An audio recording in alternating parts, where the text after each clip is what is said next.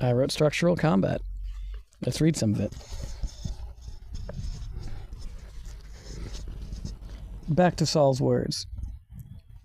By Resolution 1373 in 2001, adopted under Chapter 7 of the UN Charter, the UN Security Council directed all states to criminalize terrorism in domestic law, as well as universalizing the offenses in the then scantily ratified Terrorist Financing Convention. Resolution 1373 did not define terrorism for the purpose of national criminalization, instead allowing states to unilaterally define it and define it in implementation.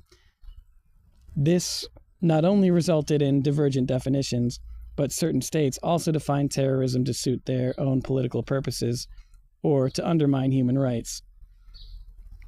Particular concerns including infringements of the principle of legality, as well as discrimination and violations of political freedoms. And those are the words of Ben Saul.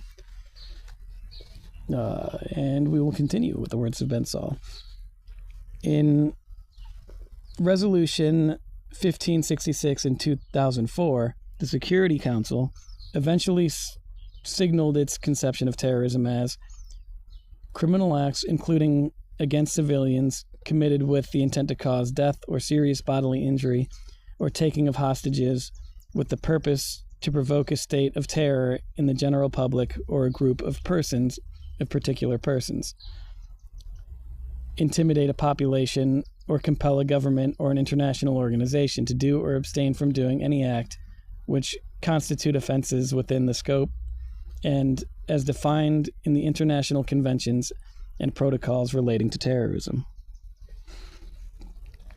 The advantages of that definition include that it links terrorism to the existing convention offenses, which are widely agreed upon, carefully negotiated through open and participatory treaty processes, and satisfy the principle of legality.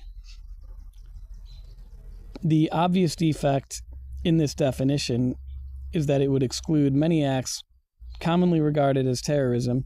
In part, this is because the resolution covers only harm to people, not other targets of terrorism, such as property, resources, infrastructure or utilities, communications, financial systems, the environment, or endangerment of public health and safety in general. Security Council Resolution 1566 is also a working definition which does not require states to conform their laws to it and has made little apparent influence in practice. Again, those are the words of Ben Saul. And then my notes on that section.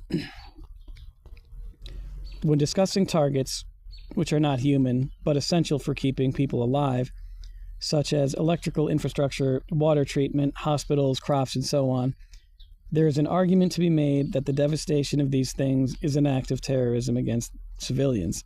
However, this gets messy because all the things people are dependent on are private industries incentivized to secure captive markets, who either pays the price for what is needed or starves without it.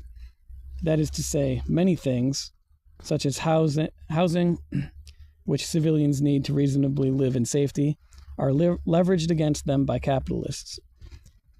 Much of capitalism is the monopolizing of human needs to put those needs behind a paywall of the owner's choosing.